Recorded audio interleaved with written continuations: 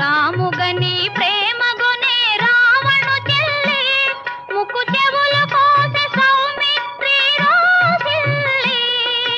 రావణుడా మాట విని పంతము పూని మైథిలిని కొనిపోయే మాయలు పన్ని